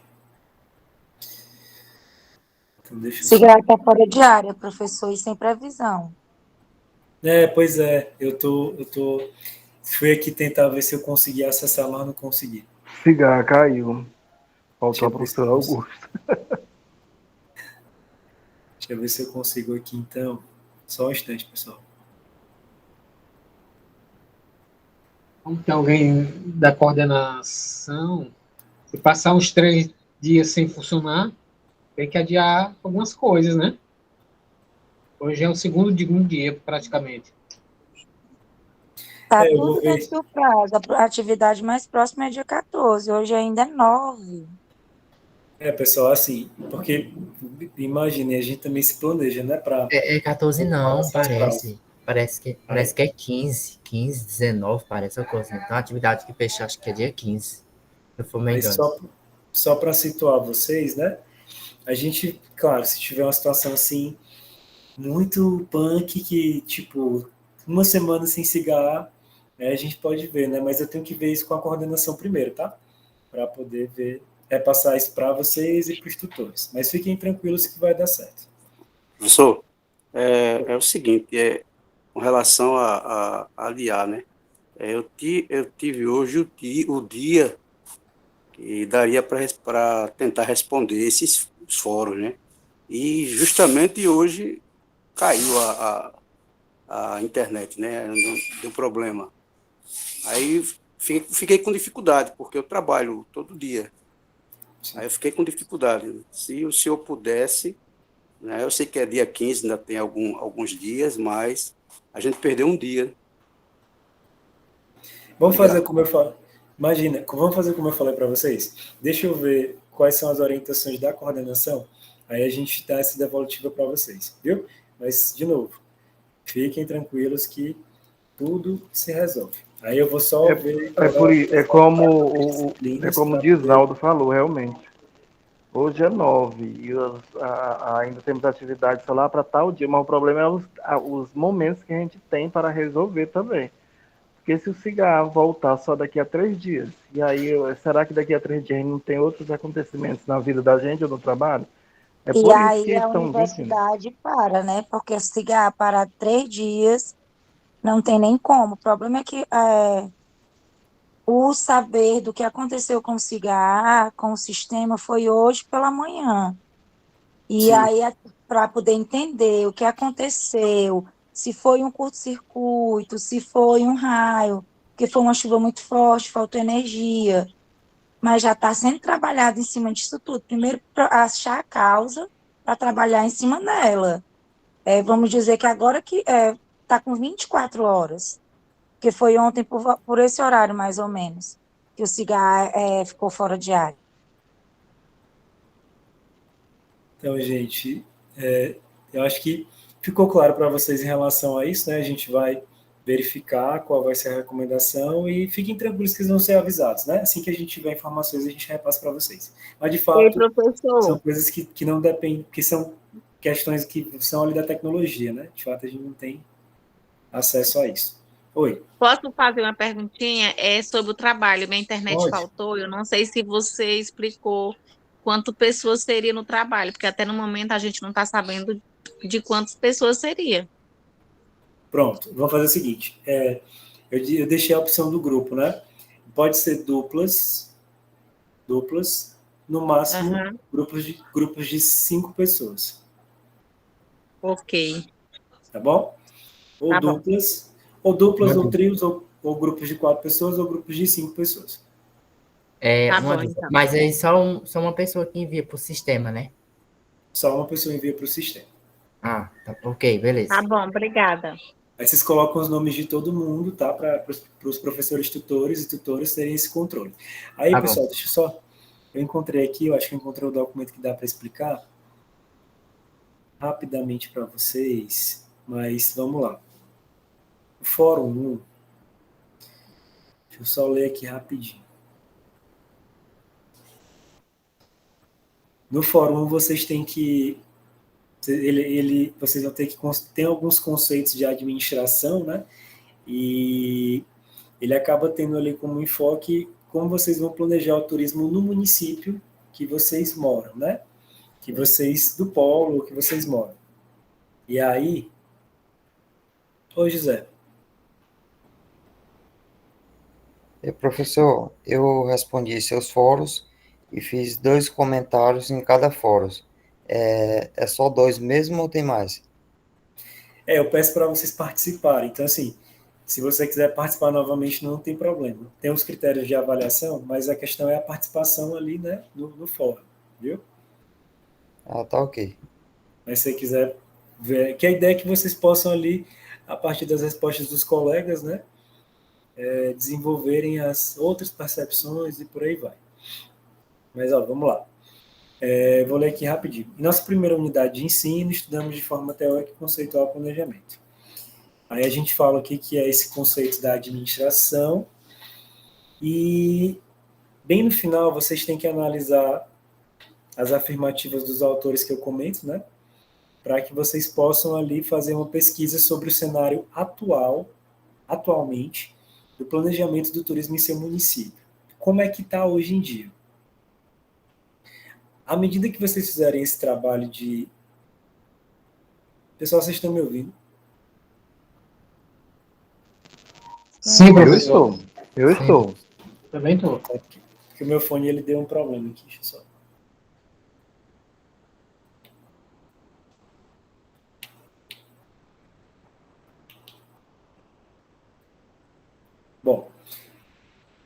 Bom, então, como eu estava explicando para vocês, vocês vão analisar essas afirmativas dos autores e vocês irão pesquisar como é que está o turismo no município hoje, né? Qual é o cenário atual do planejamento desse turismo. O que vocês vão levantar? O que vocês vão apontar? E os fóruns são individuais, tá? Se existe estabilidade política e econômica, porque são critérios que o Fernandes ele recomenda, né?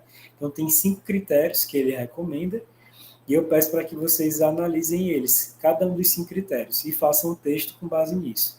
Existe estabilidade econômica e política? É estável esse planejamento do turismo ou não é estável? Aí vocês vão descrever o porquê que é ou não é. Existe continuidade administrativa? O governo anterior é o mesmo que está executando a política? Ah, professor, no meu município não tem planejamento do turismo. Beleza. Então, se não tiver, você vai contextualizar. Não tem planejamento, mas eu penso que o planejamento é uma atividade importante, por isso. Porque, assim, não adianta só você me dizer que não tem. Eu preciso que vocês mostrem que vocês reconhecem o valor do planejamento para o turismo no município, certo? No item 3, vocês têm que apontar a disponibilidade de dados estatísticos, se existem ou se não existem. Por exemplo, aqui na minha cidade não tem dados atuais. A gente está tendo um inventário que está sendo feito, que é o inventário da oferta turística, que é uma ação da Universidade Federal, do curso de turismo, mas esses dados eles ainda não foram publicizados, então não existem dados hoje em dia. Tem dados de pesquisa que estão sendo levantados ainda. Capacidade técnica quer dizer se existe ali uma equipe técnica de profissionais da área, técnicos em turismo, bacharéis em turismo, ou que pelo menos tenham ali contato com o setor, um empresário do setor, que acaba sendo também um ator técnico. E o último ponto seria se existe uma mentalidade favorável da classe dirigente. Eu até recomendei que vocês tentassem pesquisar junto à instância da prefeitura, se existe uma superintendência, se existe uma secretaria, mesmo que ela seja vinculada com outros órgãos, geralmente tem Secretaria de Turismo, Pesca e Cultura, né? Vários setores ali, junto com o turismo, mas que vocês apontem, que vocês tragam esse contexto dos locais de vocês. Se tem, se não tem, como é. Basicamente é isso. É explicar para a gente, é contextualizar o que é, aliás, qual é esse planejamento, com base nesses 5 critérios que eu expliquei. Estabilidade política e econômica, continuidade administrativa, disponibilidade de dados, capacidade técnica e mentalidade favorável da classe dirigente, que é quem dirige o planejamento do setor. Lá no Fórum 2, ele tem como título Políticas Públicas de Turismo no seu município. Então, vocês vão fazer o quê? Para o turismo se desenvolver, tem uma questão tem uma introdução, né? Uma explicação. Aí, basicamente, vocês vão fazer o quê?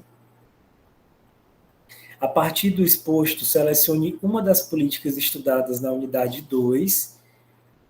Eu expliquei várias políticas hoje, né? Políticas desde 1930 até os anos atuais. Então, vocês vão escolher uma dessas políticas e vocês vão comentar sobre ela. Aí eu explico o que tem que ter nesse comentário. Algumas questões, na realidade, né? Para vocês poderem pensar e elaborar a resposta.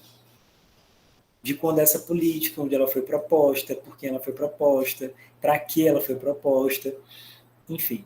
E se ela incide no município de vocês. Quem mora em Teresina, por exemplo, é atendido pelo Programa de Regionalização do Turismo. Quem mora em outros municípios que fazem parte do mapa do turismo do estado do Piauí, também é atendido pelo Programa de Regionalização.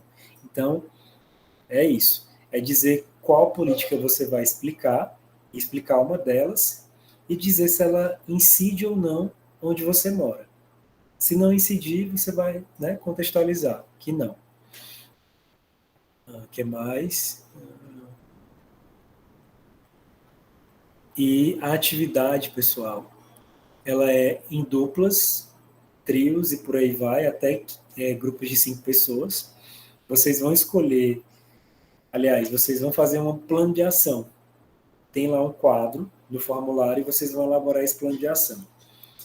Basicamente, no plano de ação tem que ter o quê? As etapas que são propostas pelos autores. Diagnóstico, prognóstico, objetivos, metas e por aí vai. Eu expliquei para vocês na aula 1, e eu peço para que vocês revisitem a aula 1 para verem a explicação sobre isso, mas o diagnóstico é o que está acontecendo, né? Qual é a situação atual. Eu acho que meu fone desligou. Só um minutinho, pessoal. Estão me ouvindo? Sim, professor. É porque meu fone desligou aqui, gente. Então, só para recapitular.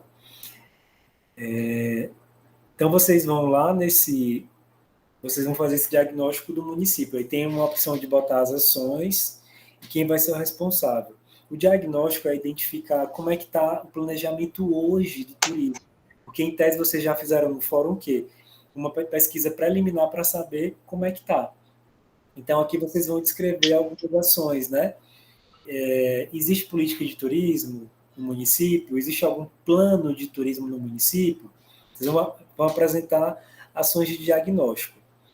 O prognóstico é como a gente vai resolver os problemas. Então, se eu identifico que não tem política de turismo no município que eu resido, ou que o grupo reside, vocês podem até escolher um dos, porque pode ser que tenha grupos com 5 pessoas que são de cidades diferentes, 5 cidades diferentes. Vocês vão escolher o polo, por exemplo, ou um dos municípios de vocês para poder descrever. Então, voltando aqui, o prognóstico seria o que vocês irão fazer para resolver o que foi identificado no diagnóstico. E assim sucessivamente, vocês vão descrever objetivos, eu explico como é que elabora um objetivo. Lembram que eu mostrei também o meu planejamento? Então, basicamente, é uma espécie de plano de ação que vocês vão fazer. E aí vocês vão finalizar com como vocês vão avaliar os resultados. Para ser mais claro, eu acho que eu disponibilizei um vídeo e me parece que não estava acessível para vocês. Eu vou mandar para os tutores o link do meu canal, e aí eu peço para que vocês assistam essa aula, que vai estar bem detalhada, explicando, acho que eu até exemplifico no slide, como é que vocês iriam elaborar as atividades, para ficar mais claro para vocês. Certo? Mas, basicamente, vocês vão propor um plano de ação por meio do grupo. Tranquilo, gente? Tranquilo, professor. Então, vou só... Aliás, deixa eu fazer o seguinte. Vou compartilhar logo aqui. Eu acho que eu consigo fazer isso agora. Bem rápido. Eu libero vocês, viu?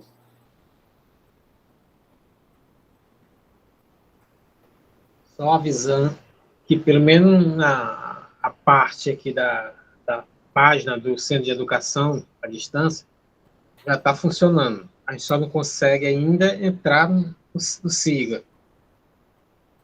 Então já tem essa notícia boa, né? Exato. Pronto. O SIGA ainda não é possível, mas a página já apareceu. Pronto. Ó, gente, eu vou disponibilizar aqui o link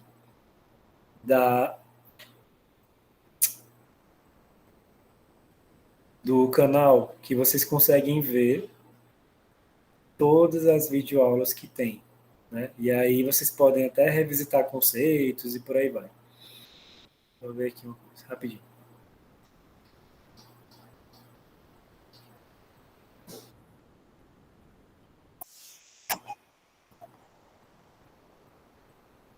Pronto, estou compartilhando aqui.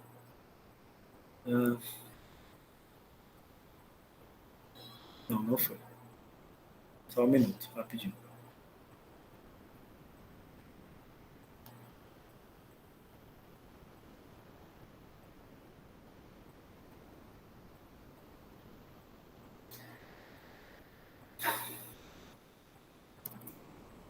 Pessoal, esse é um link de uma videoaula que eu estou explicando com detalhamento as atividades e fóruns da disciplina, certo? Então, assistam.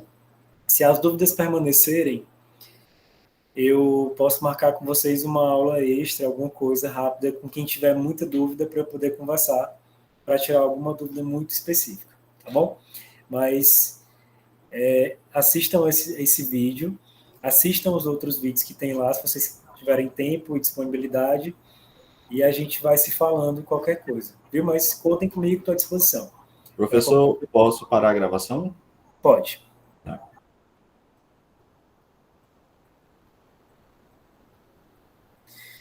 Então, gente, a gente se vê no próximo encontro, né? Acho que é daqui 2 semanas.